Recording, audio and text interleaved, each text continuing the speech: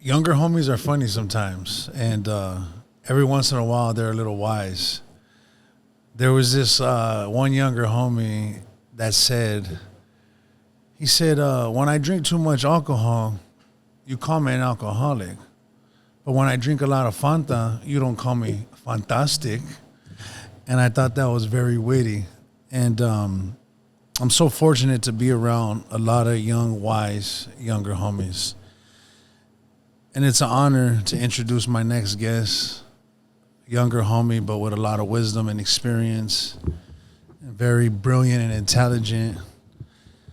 And we're just going to get right into it. I want to welcome Luis to the Say Less podcast, powered by Tepito Coffee. And yeah, homie, I'm so glad you're on the podcast. I'm glad you're here. I've known you for a long time. And just want to, just get right into it. Yeah. Let's go back to the beginning. Tell me how you were brought up, how you were raised, and a little bit of that. Okay. So I was born and raised in Huntington Park, California. I grew up to two parents who were immigrants from Mexico. They both came probably when they were like, I want to say like late 20s, one like early 30s. I'm the youngest of four siblings. I'm the only boy. I have three older sisters. They were from a separate dad that they had with my mom and her relationship in Mexico. I grew up, like I said, Huntington Park, LA my whole life. Kind of moved around like the same area, okay. From Huntington Park, Bell, South LA and whatnot. Kind of went to schools, same thing, bounced around a little bit and stuff, okay. But that's kind of like how I was. Grew up Mexican household, single mom, just my older sisters. Where was Pops at? Was Pops in Mexico? No, he was here. Okay. But my mom and my dad, they weren't together. They separated when I was like probably like 2 years old or so. Okay. But they've always had. Did he try to stick around, or once they separated, it was kind of the relationship was obsolete? Yeah, he stuck around. Like on the weekends, kind of like would be that type of trade off. Typical like here one weekend mom, one weekend dad. Or so you would see him then? Yeah, definitely. All right. Yeah. Okay. And then you said single mom, so was she working a lot at that time? Or? Yeah, she would be working. Sometimes maybe it wouldn't be like a stable job, like back to back, but she was always like constantly like on the hustle, Mm-hmm. That's one thing I feel like I learned from both of my parents, especially like them being immigrants and whatnot. Like they were always like had struggles and stuff, but they were persistent when it came to making sure we were all good and fed and stuff. Especially even my dad, because when him and my mom, they weren't even together, he would also look out for my sisters who they weren't even his kids and stuff. Okay. But like just out of him, out of his heart, he was always kind of like a helpful person. Yeah, you know. Okay, cool. And moved around a lot, but in the same area, right? Yeah. How did that play an effect on you, like moving a lot? I felt like it was a different thing because, like, you're constantly, even if it was in the same area, it's almost not the environment, but the people within that environment, because sometimes you're more or less like, you feel connected with some people more than others, and especially having to move and start these new connections and all that stuff kind of sometimes can like having to make new friends, huh? Yeah, right? Having to get used to a new little area, a new school. Yeah. And at what age was that you were moving around a lot? I want to say it was in between the ages of probably like 9 to like around like 12, 13. Okay. I'd probably say. All right. And around, I've known you for a long time, since you were young. And around what age would you say that you kind of started to get involved in that street life? I want to say probably just being around it when I was like around 9 or 10-ish. And not necessarily like going to look and to try to get into it or not even, but just like seeing it. Like I wasn't even aware of what was going on, but it was around me, until I feel like later on, as like time passed, like from like playing my video game at my house, a drive-by happening and blowing out my TV, like I didn't even know what was going on. My mom's right here like telling me to dive and stuff, and I'm like, what the hell is going on, So it was a part of life. Yeah, that, and then like just I started like even like dressing, as soon as I started getting towards like I was always like this kind of like ñoñito type of kid, What is it? Like ñoñito, almost like just like always like What's joyful, ñoñito? like you can say like joyful, but like almost like a good kid, just like all the way. Almost. Oh no, you were a good kid, but and you're always very intelligent as well. I remember that. Yeah, so I felt like I didn't have older brothers or nothing like that, so and my family was like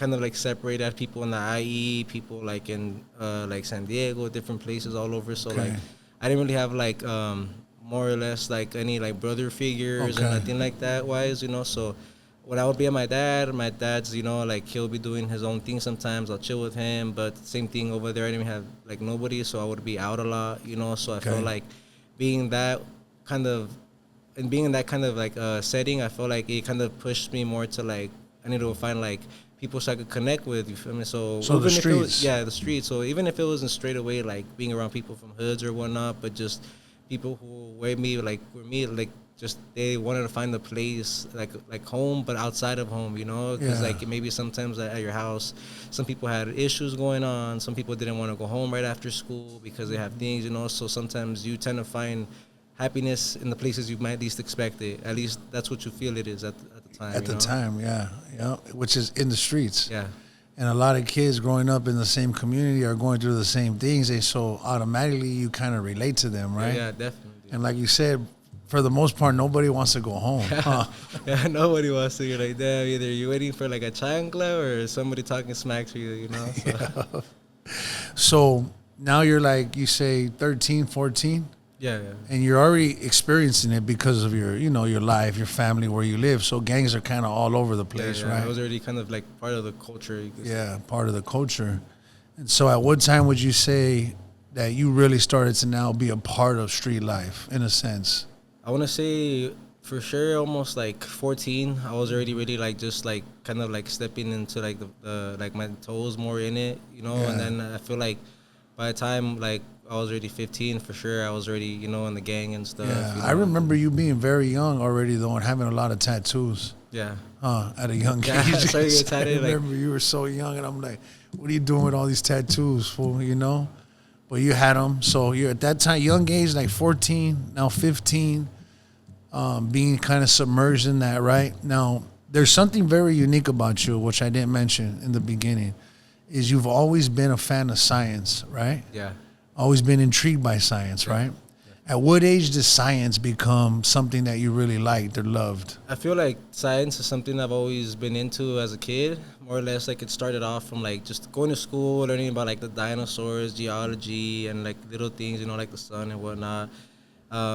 So I just kind of started getting intrigued more because like of how it plays like a daily role in our lives, you know, from like the smallest things to like the largest things that we like, from the air we breathe, you know, like so much different stuff that like science plays a role. So I feel like that kind of got me more curious into it. When did you realize that, how much science plays a role in our lives? It was probably like elementary age, like something like 9, 10-ish. I think more when I really started loving it, I could say it was in middle school, like when I had like physics, you know, and like biology, you know, that kind of stuff like opened me up a little bit because in some way those things still intertwine. So I would like kind of trip out how, okay, you have science and then you have these different like branches of science, but at some point they all kind of intertwine, you know, at somehow, some way they're different like versions of the same thing and they end up meeting, you know. Okay, so, like give me an example of that. Like I want to say kind of like there's different sciences. So even like you say, yeah, like a lot of people I know as well, they're like into like sociology, right? You know, the study of like, you know, society, people and whatnot.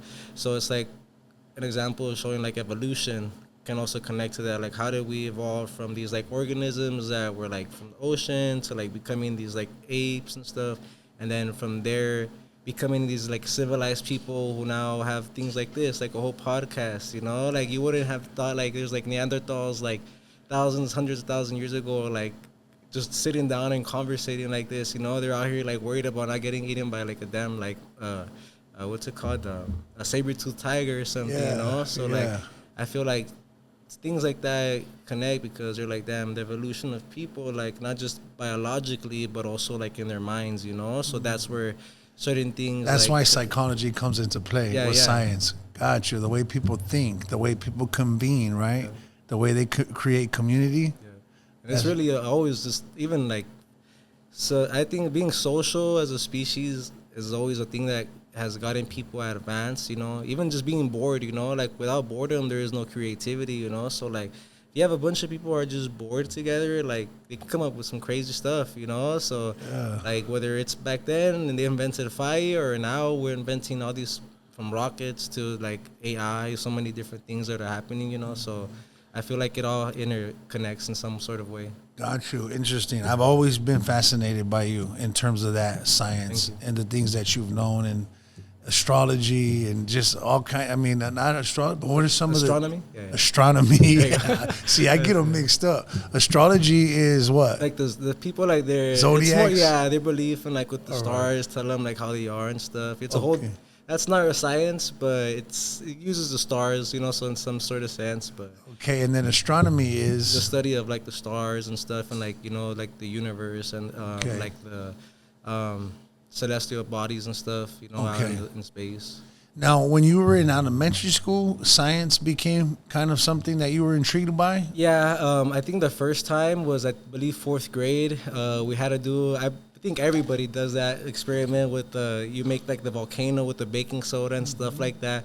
So that was like really one of the first things. Another was that my teacher, I think she passed away. Her name was Miss Haiduk. She was a great teacher when I was in middle school, a science teacher.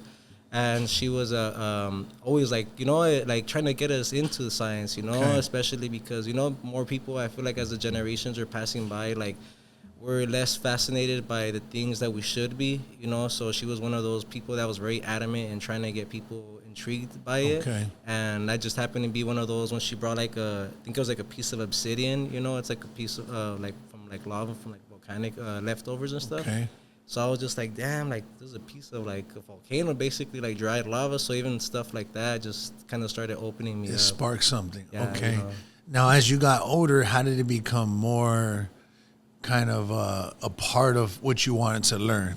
I felt like it became a part of like what I wanted to learn in like different ways, even from like when I went like to juvie and stuff and whatnot. Even times like I would read or like you know, so like and sometimes maybe they didn't have what I wanted, but just even like reading in general started getting me going. So like even though I love science and stuff, sometimes I see this huge article and I'm like, yeah, I'm not reading this, you know, or some words and stuff that I don't understand right away, you know, but like I kind of try to be persistent on it, you know. Maybe it's not always like 100% there, but you know, at least I try to learn from the bits and pieces that I can, you know. So I Okay. feel like doing from school, you know, I took whatever I could. Even when I was outside of school, sometimes I'll start thinking of stuff, and I'm like, I'll just stay looking at the sky, and I'm like, damn, let me look something up. Like a just question will pop up in my head. I'm here like on Google trying to figure something out, you know. So Bring it a little bit closer to you, just in case, and make it straighter. I just want to make sure you're getting everything because you're sitting back. Okay. So looking at the stars, and you would just have questions would pop up. yeah. All right, and like, what were some of those questions? One main thing, honestly, was like, where do we come from? Like, you know, like when you learn in school, like how everything, like, at least from what we know of, like how it kind of like came to be and whatnot, and then like the role we play, basically, you know, one thing that started getting me more into was like just the process of thinking like we come from like stars and things that like were made billions, millions, and millions of years ago that were exploding and coming back together, just recycling itself, like in a whole like pattern that's very like precise, you know. And what I started getting into it more was even like in cultural wise, right? Like thinking like, damn, like you had like Aztecs, Mayans, at least from our like my culture, I would say, you know, like already that were into that, and this was thousands of years ago before we had any of these crazy technology, you know, or people like crossing the oceans using the stars, you know, like different things of how people were able to actually sketch out. Like you could look in one way and another, and to some people it might look exactly the same, but if you really pay attention to things like to the fine detail, like you'll start to notice like how much that star in that direction really matters on you trying to get somewhere, you know.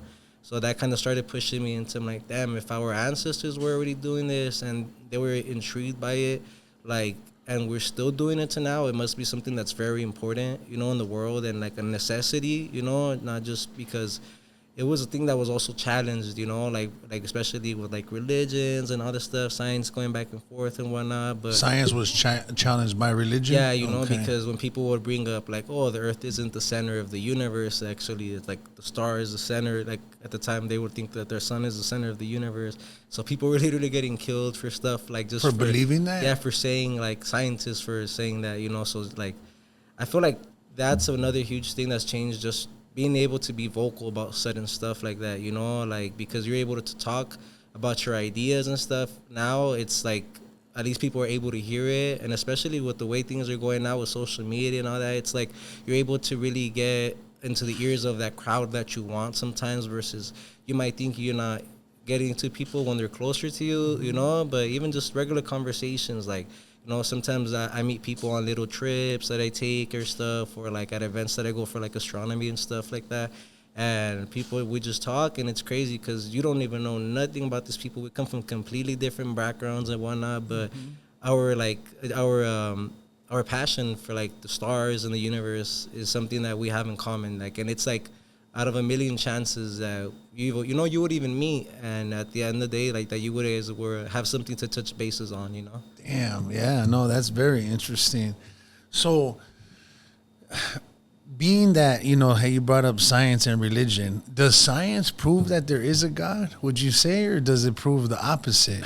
Honestly, I feel like in both science and religion, it gets to like a point where, like in science, sometimes you feel like everything feels like it's done like if somebody created it, you know, almost like if you look like a watch or something, like it feels like this gear moves this or this can move in that. Like, Okay. it's almost like I feel like our bodies are in the same way. Like, okay, we have a heart to do this, so it feels like it's like has a purpose, you know. And Everything has a purpose. Yeah, you know. So I feel like There was a divine creation. oh, yeah, something divine. Maybe in my particularly me, I don't really go straight like for like to the religion type of stuff, but I do try to believe like there is a higher creator, a higher power in a sense, you know. And I feel like, and sometimes I think I'm like, how does nothing come from something, you know? Because before everything, like there was nothing, so something should have or could have been existing there, and everything came about after that, you know, whatever initiated it. But I feel there's a pretty good amount of scientists that do believe in a higher power, definitely, you know. Okay.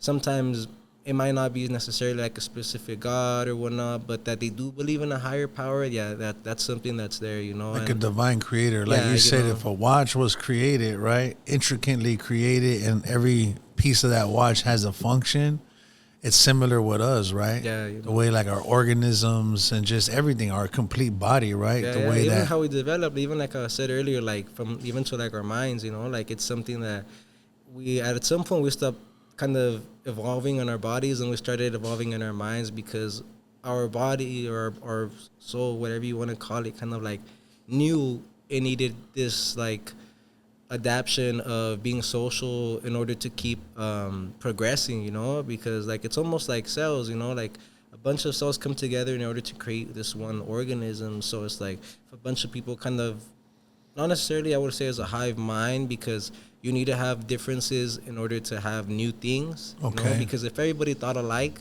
then we'd probably basically just have the same thing over and over again. So being different, I feel like it plays a huge role in that as well. You got know, you like, in our evolution. yeah, like and our minds, you know, just because that continues helping us evolve, you know, because like minds, great like minds do think like each other, but sometimes even different ones can show you different perspectives, you know, just like meeting somebody else who like has some wisdom that you might not have experience, and you have wisdom that they might not have experience, you know, and it's kind of like a trade-off, you know, like, you know, with the knowledge. Yeah, that's true. You know, there's this. There was this story I read in a book that talked about, and I forget where at in the world. It might have been in Africa. That there's a tribe that they don't put paintings up on the wall. They put them on the floor and they sit in a circle so that they can share their perspective off of basically like where they're sitting, what they see, and the differences that they see in the painting. You know, and I thought that was very interesting because that kind of, like you said, helps us grow and develop and look at things from a different vantage point. being said, different vantage point, because the way that you were growing up and like the lifestyle, how was it that you kept your passion for science even though you were going through a lot of challenges at the time, being in juvenile hall? You know what I'm saying? Yeah. Trying to navigate this culture, this lifestyle. How did you hold on to that passion for science? Were you ever tempted to like let it go, or was it challenging to hold on to it? I mean, there was times where I feel like not necessarily the passion died. Maybe it just went down a bit, but I feel like I had more or less like the hope of being able to do something with that passion kind of died, like especially like knowing like, okay, I'm already in this type of like life, I'm already doing my stuff. Like I don't know if I'm actually gonna end up surviving till like I'm like 18 or something, so like there was a lot of things that kind of were in play. And then another main thing was like not really knowing a lot of people or any people to say like that were actually interested in the same type of things as I was, especially like in my community, so like I felt like that was a thing that played a huge role, especially because I'm like, damn, not a lot of people are not just let alone people who are Hispanic or from any like background, but like even coming from like the life, with gangs and stuff. Not a lot of people are really into like the science field and stuff like that. So when I would talk to stuff about like science, even to like when I would like talk to like the POs in the jail or like people out here and stuff, people would kind of be like, damn, like a lot of like stuff, even though I'm not the smartest or whatever, but I'm really like curious about it, and like just absorbing all that knowledge and stuff. Like sometimes, like one time I had a dream, the craziest dream of my life, like one of the craziest there's this thing called the observer's effect, right? So it's like when there's people. It's called the what? The observer's effect. Okay. So when people are like astronauts are in space or whatnot, and they look at the Earth for the first time, they get like this crazy like sensation over their body, like everything and anyone or whoever has lived or will live, like you look at this planet and like everything's right here, like all And one time I had this crazy dream, right? And I was asleep in the dream, I guess, too, and sleeping in the dream. And in the dream, I woke up, and I thought I was, like, in my house or something. And I remember I just, like, turned over, like, over the bed, and I just see, like, this glare coming in. I'm like, what the hell? And I kind of block a bit, and then, like, I guess whatever I'm inside in is, like, turning. And outside, I see, like, the earth, and I'm, like, just in plain view, and I got that same feeling. And what was crazy to me, I was like, damn, like, how did I get this feeling when I've never been to space and, like, seeing this in my dream and, like, and getting that sensation, like, if I was in space and seeing the exact same thing these astronauts were seeing, like, somehow in my head, I was like, damn, if I'm dreaming this, my mind is thinking about it, like, unconsciously without me, like, I think about it, but even in my dreams, like, for it to be that persistent, like, in my head, I felt like I have to do something with this, I have to at least give it a shot, because I feel like despite everything I've been through, I feel like I still owe it to myself, especially with all the self-doubts or doubts from other people. I feel like that made me be more adamant in pursuing this, because I'm like, if I don't, like, no one else is going to do this for me, no one else is going to have the same motivation to give me if I'm not giving it to myself, So I could have a million people trying to, like, do this and do this, but if I'm not really pushing towards it because I have so much going on, I'm just like, damn, But then I kind of started getting a hold of myself, and luckily I had people, like, that linked me up with, like, Homeboys, and Homeboys was a great help, meeting so many great people like yourself, and others that were really, like, mentors and stuff, especially when I had, like, my good times and my bad times and stuff, but they also helped me get it back into school. Like, I went to the school where now I work at, called Learning Works Charter School, like I'm a TA, but we're called Chasers there. The teachers there, the staff, everybody was very like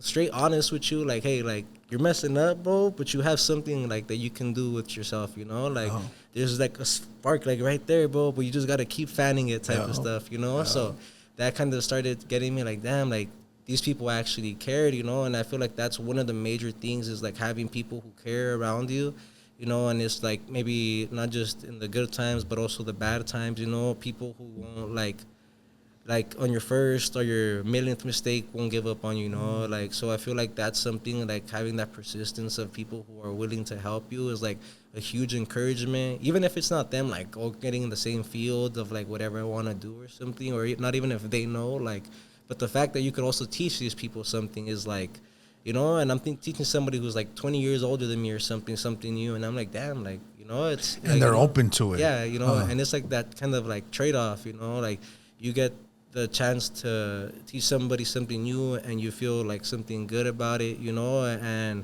maybe you've sparked another mind to look into the cosmos or something. Yeah, So yeah. that's kind of what's always had me like admiring the field and just keep pushing towards it, you know, despite everything that's kind of been going on. That's very inspiring, homie. And I get what you're saying, because it does feel good when you're sharing something with someone, huh? Yeah.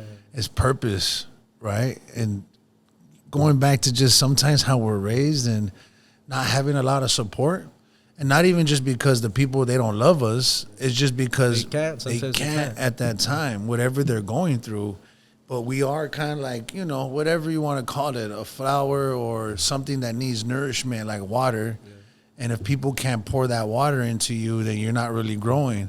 And then the moment you feel somebody, and like you say, it might not be a scientist or somebody in your field, but you just feel people genuinely believe in you, right? And that's really, because when you don't believe in yourself and then you have people believe in you, it's like that mustard seed gets planted, you know, and like that faith, like, you know, and sometimes once you realize that, you're like, damn, like I got to start feeding the flame, you know? Like, and you start to grow. Yeah, definitely. And then that's a good feeling, of course, right? When you start to grow, but there's no feeling like when you're helping someone else grow.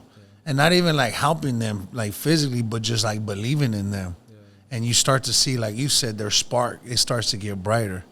Like a little ember, you know, like a little ember, and then all of a sudden you start fanning it. It blows up. And you're fanning it, and it starts getting brighter and brighter. And the more you fan it, it turns into a flame. And then you keep fanning it, and then it turns into a fire. And it's like roaring, and you get to see that. And we're blessed because we get to see so many homies on. Yeah, definitely. They come through and they start to take off. Yeah, especially like right now, like we just had a graduation, you know, for like the graduates of the school, and you know, just seeing so many people, you know, like just graduating, whether it was from college, from high school, from any programs, GED. like yeah, anything, you know. It's just seeing people accomplish stuff, like no matter how big or small the feat was, it's like a motivation. Absolutely. Because, you know, like. Because that itself is a challenge, but when you have a million other things going on too, it's like you're taking on literally it's you against the world, you know? It feels like that, huh? Speak on that a little bit, because it's one thing to, and that's what people might think is, oh, okay, they're graduating. Nah, but it's not just a graduation. You feel me? Yeah, because it's a lot. Because like, even like recently, right? I was talking to one of the students, and I told them like, hey, like, are you gonna keep like your cap and gown or stuff, or are you gonna do it? Well, he's like, oh, well. I mean, to be honest, it doesn't really mean nothing. He's like, I'm going to just wear it like on the day and probably just give it back to y'all. And I'm like, to be honest, I'm like, look, before you even say anything, I'm like, right now it might just be a piece of like a hat and a piece of cloth and stuff. But once you get up on that stage, bro, and you have it, that's going to be like a core memory of one of the biggest accomplishments in your life so far, you know? And I just say so far because I'm like, there's so much more that we still have left to do, you know? Oh. So I told them, like, once you get up there, look at everybody. All those people, they're looking at not you, not everybody, but the person who like believed in themselves in one of their darkest moments and got this done, you know? Yeah. So that's kind of what I tell them, you know? And it's like a lot of people don't get the chance to do it, you know? Sometimes we have people who end up passing away or being incarcerated when they're like so close to even graduating, you know? But like we said, we have so many things like going on. And unfortunately, sometimes like the things just all crash down, you know? But it's just, even when those things do happen, I feel like you just have to keep pushing, you know? Yeah. Like you said, just have that faith and really believe in yourself that you do deserve something better, you know? Yeah, no, you're absolutely right. Because those barriers, like, it's not just a graduation. It's you're living in poverty. Yeah. You don't have Because even support. after you graduate, yeah, you could. Sometimes people think like, oh, once you graduate, boom, like there, it's like it's over with. But it's like, no, you It just, just begun. yeah, it's just begun, you know. So now you have to worry about like if,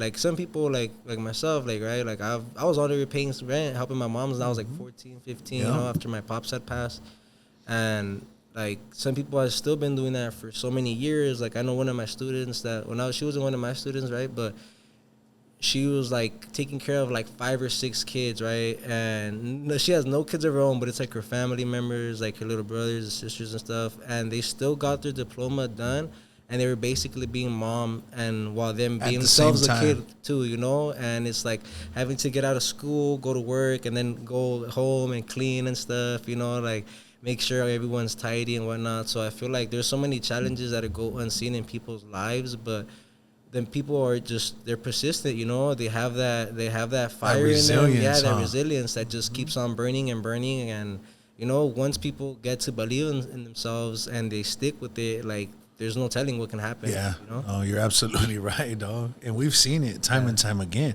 I seen it in you. Thank you. You know, talk about that. Talk about how young you were. Like I said, tatted up. You had so many different barriers and challenges. And what did you do? You overcame. Yeah, there was times where you might have fallen, but you got back up. What was it like for you at those pivotal moments in your life where like graduation's coming up, but then you're still dealing with all this other stuff? What was it like when you graduated and when you got to walk across that stage? So for me, it was like as I was going closer to like finishing up, I kind of had a lot of stuff going on. One of my close homeboys I grew up with, he passed away and stuff, you know, an overdose. And at some point that kind of hit me. It was during COVID too, you know. So COVID, we're not even at the campus, it's all like online and whatnot stuff. So at some point it was very easy to give up during COVID. So easy, you know, especially like, you know, I'm out here not really caring, getting money however I can too, you know, whatnot. But at some point, like I realized, like, damn, like the homie, like you know, whenever people pass, I always think about like how far people get in life, you know, like maybe like the goals they could have accomplished or they did accomplish, you know. And like in my head was like, damn, like at least my boy got to like finish up his high school. He got like he had a brand new car. He was doing his stuff, you know. He was making sure his mom was good, everybody was good, you know. And to me, it was like, damn, like, you know, like I felt like I owed it to myself, you know, because I'm like, damn, like if the homie got to do it and like maybe he didn't get to live the rest of his life, I'm like, at least I can do it for him, you know, like, and not just for him, for myself, for others and stuff, you know. I felt like that kind of kept pushing me. Again, like also just reaching out to people because I've never really like would reach out, especially when it came to getting help with the homework. Sometimes I would try like, oh yeah, I'm gonna do it on my own, but then so easy to get distracted, especially during like COVID. It's like, man, I don't even have to do the work. I'm still getting paid, this and this, you know. So it was very easy. But one day I just feel like I don't even remember the day honestly, but I just got like this like kind of like reality check just randomly. I think I was just on the block or something, posted right in the hood and just chilling, smoking or whatnot. And just in my head just came by, and I think it was a summer actually, and I was like, damn, like every day's felt the same, like exactly the same type of thing over and over. And I'm like, fuck, I'm like literally on the same corner every single time, or not just this corner, but anywhere, but we're literally doing the same thing, just moving around. I'm like, it feels just like a whole circle. So in my head, I'm like, damn, at this point, it's like, I feel like I'm in a cell, you know? Like, I feel like I'm free, but I'm trapped.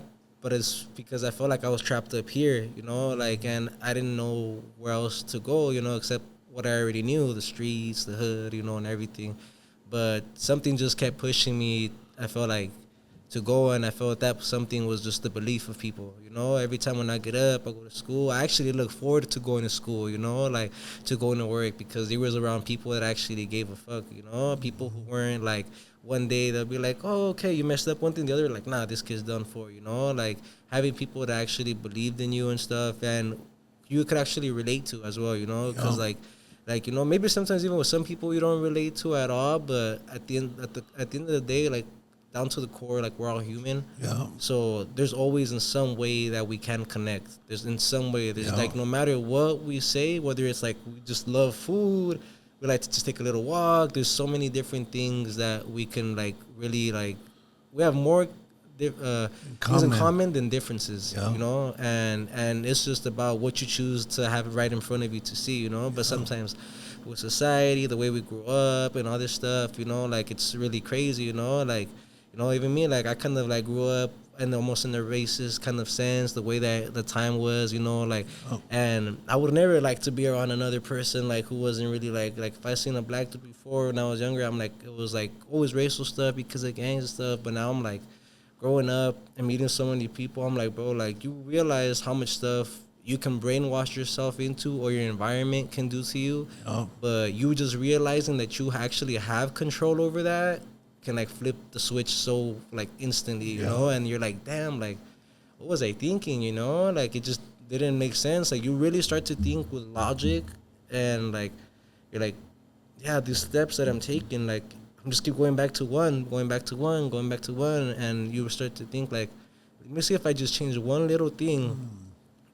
Let me see what difference that makes. Yeah. And boom, you change one thing. Next thing you know, you're like, oh, damn, this is different, you know, from like even taking a morning walk, you know, or like or in the morning, even just like getting away from the phone or like not even smoking or different things like that you can just do that you don't even know, but they actually might help you feel better, you know? So I feel like looking for those things that we normally wouldn't like be looking for can sometimes actually help you out, you know? So I feel like just being open, you know, open-minded, open-hearted, you know, that's like something that really like can be a productive thing in your life. Not even if it's like you changing instantly, but just that one little thing you can start off with, bit by bit, you know, it'll add up, you know. Well, that's a trip that you say that. So you had that epiphany then, right? Yeah. You had the epiphany of, damn, I'm doing the same thing every day. Because that's what sometimes life is really like. Yeah. And especially growing up how we did and living how we did. The same thing, the same problems, but different people, right? Same issues. Kind of like a one-track mind in a sense, right? And for me, looking back, I felt this one time in my life. Like I thought to myself, I go, my world is so fucking small. It's just so small. Because it's all like, you know, like that's some people need to venture out of like the neighborhood, bro. Like people haven't gone outside of the county, outside of the state. And I'm like, damn, you know, like it's crazy. And like, that can happen even if you don't come from actually our walk of life, huh? Yeah. That can happen to anybody. You know? Yeah. Like even like the same thing, I'll go back to the belief thing.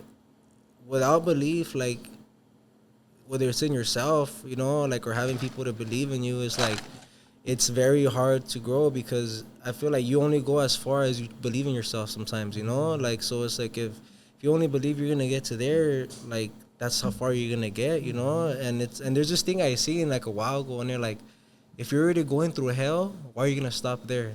You know? Like why are you gonna stop there? Like when you already know what place you're in, why don't you just keep pushing past it, you know? So, and sometimes it might be difficult, but you know that there's a chance that you can do it. Unless you're physically being restrained, all this crazy stuff, like...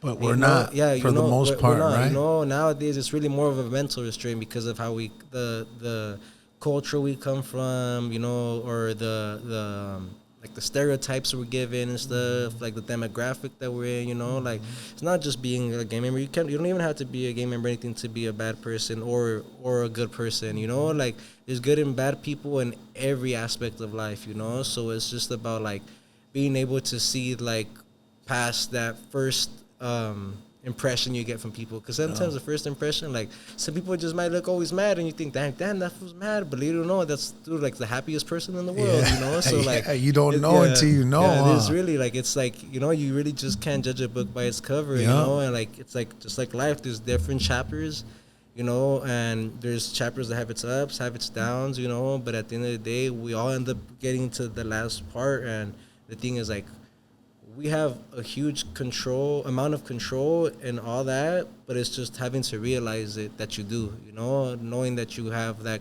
potential in your grasp of your hand, but it's just now just reach out for it. And then you have like real power to change, huh? Definitely. Once you believe it. Yeah, because it's like once you believe it, you start acting it out. Like I recently actually, there was this thing, right? I like it was like from a TED talk, right? There was this lady talks about like power posing and all this other stuff. Right. So like even if you're not say you're sad, right? Or you're just not you're a person who's very shy.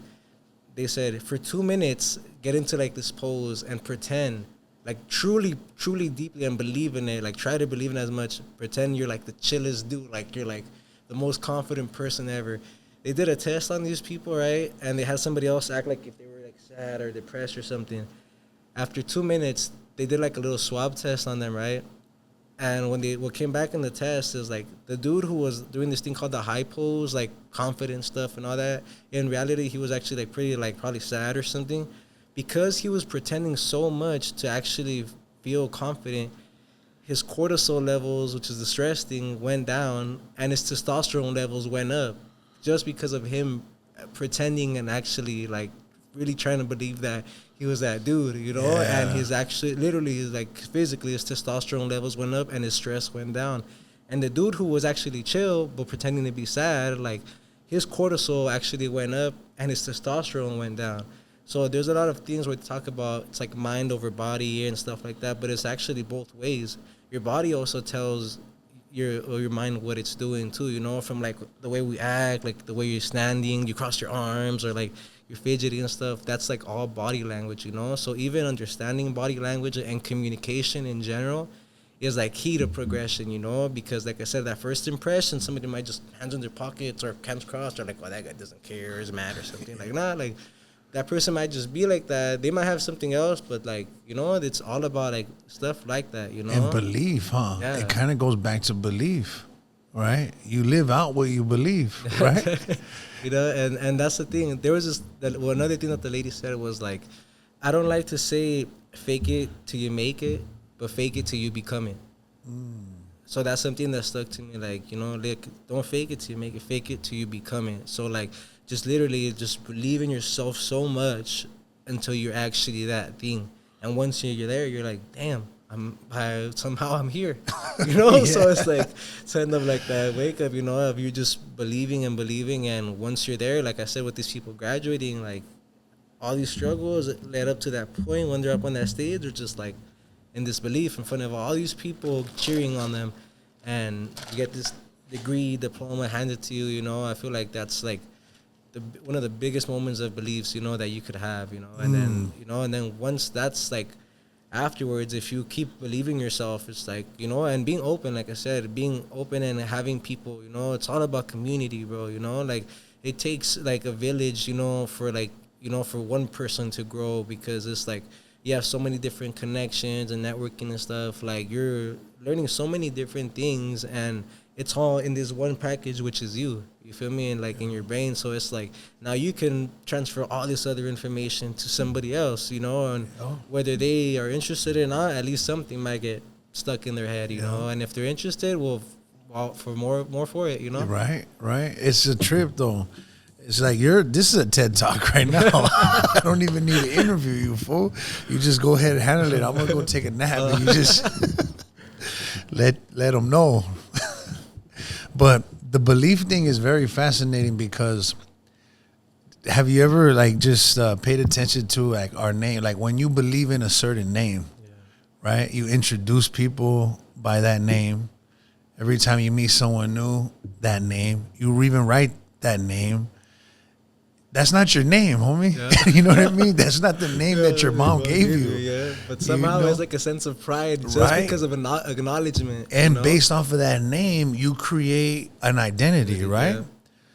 You really do, no? Yeah, it's like your other persona. It's another persona. Like one day I might be over here at school or something, not in school, but just like talking to somebody who might not even be about the life, and I'm talking about this space stuff or something, and little did they know there was this whole other side of me, you know, like, and it's like it really is like almost a split personality, because I feel like at some point you also know like how to talk. Like I remember, like, I mean, I still kind of cuss and stuff like that, but now even in certain different environments, like I know like it's not like now I want to say like the correct thing to do, but like just it's like more out of respect, you know. It's not appropriate, thing, you know? So it's like knowing like when to talk and say this and that, you know. So it feel like even in those, like I said, those small things, even you learning how to talk, create a big change, because like damn, even you learning words, like sometimes I say some words to some people and people are like, oh damn, like, you Like, I didn't know you know this. Like, it's like some advanced shit. Well, the truth is, you used to, with me, like I used to, because at first glance, I mean, you were bald, tatted up, tatted on the head, right? All tatted up, young, and the way you would dress. But then when you would start to talk, you would start talking about science. You know, you would talk about, like I said, I always get it wrong. What is it? Astronomy? Yeah, astronomy. yeah. Right? And I was like, oh, wow. But nobody would ever know that if they didn't talk to you. You know what I'm saying? Nobody would ever know how passionate you were about science if they never spoke to you. And that's what I mean. And also, we would have never had a crack at life had we never attempted to believe in something else, neither. You get me? Because going back to this name, this identity based off of this name, like I'll give you an example, and you've probably heard all these same names. You got bandit, you got thief, you got boxer. Sometimes boxers, they don't even know how to box. Yeah. But you get all these names, right? You get and then you have an identity based off of these names. Like you live up to the name. Like bandit is a bandit. You know what I mean? Thief, he steals. You know, it's just all these things that, or whatever, even the aggressive names. You know, you get the ones that call themselves gangster or whatever. Oh, he's going to be a gangster, right? And you create this identity. You create all these characteristics, and then you live up to it all, right? You step into it. Like you said, you know, you even from a kid, before you are that name, you have to make changes, right? You have to adjust. You have to start to develop. You have to start to evolve. Yeah. Into this character. You go back to the evolving. Right? You go back to evolving, evolution, right? You evolve into this character, and then you become this character, and then you live this narrative out in the world, right? Yeah. And then, unfortunately, at some point in your life, you realize or something happens and you go, wait a second, I'm not this. I don't want to be this no more. You know what I'm saying? Yeah. I don't want to be this. It's uncomfortable. It's like wearing a mask, homie. Yeah. Eventually, you wear that mask so long, shit gets hot in there. Yeah. You know, on Halloween, people dress up, right? They wear their costume, but by the time it's like the end of the night, you want to take that mask off. The only difference is sometimes with people in life, and not just, like I said, cholos or gang members, anybody, CEOs, police officers, they inhabit these characters, and unfortunately, sometimes they believe that they cannot do anything different. They believe that they can't take that costume off. Yeah. And it's so, like you said, it's bondage. Then you feel like you're in bondage. Like, oh, I have to be this. I have to talk like this. I have to act like this. I got to walk like this. And even if you're uncomfortable, even if you're so uncomfortable, you just stay living out this character's role, this narrative. Until, and this is the other interesting thing about what you said too, is like, it doesn't have to be a drastic change, homie.